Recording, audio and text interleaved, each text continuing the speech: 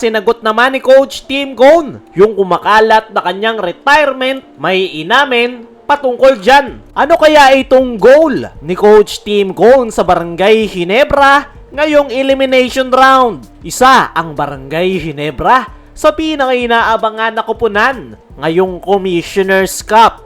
Marami kasing fans at analysts ang curious kung paano makakasabay ang Ginebra sa mga kalabang team na may mga higanteng imports. Kung titignan kasi yung lineup ng Ginebra ngayong conference, sila ang isa sa pinakamaliit ang lineup at pinakamaliit na import kumpara sa ibang kupunan. Dahil dito, marami ang nagtatanong kung magiging sapat ba yung lineup nila para makipagsabayan sa mga higanting imports ng ibang kupunan. Pero ayon mismo kay Coach Tim Cone sa kanyang panayam sa programang Pauka Sports, malinaw naman daw ang ultimate goal ng Ginebra ngayong conference ay championship. Pero sinabi rin ni Coach Tim na bago nila isipin ang finals o championship run, kailangan muna nilang tutukan ang elimination round.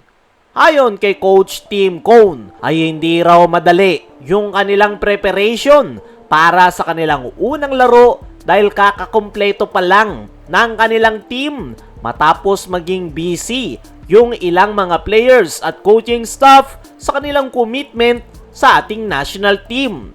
Ang unang hamon nga sa Ginebra ngayong conference ay laban sa guest team na Macau Black Knights. Pagtapos nito ay agad naman nilang makakalaban ang Converge Fiverexers na isa sa mga kupunan na may malalakas ding import ngayong conference.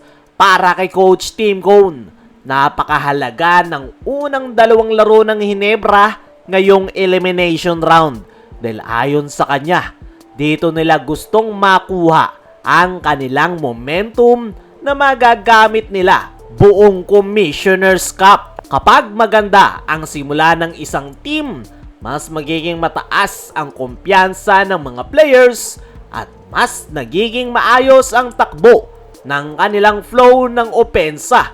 Dagdag pa ni Coach Tim Cone, alam nilang hindi magiging madali ang kanilang sitwasyon dahil karamihan sa kanilang makakalaban ay may height advantage pagdating sa imports. Pero naniniwala si Coach Tim na mapupunan nila yung problemang yan sa pamamagitan ng kanilang sistema, chemistry at experience ng kanilang lineup.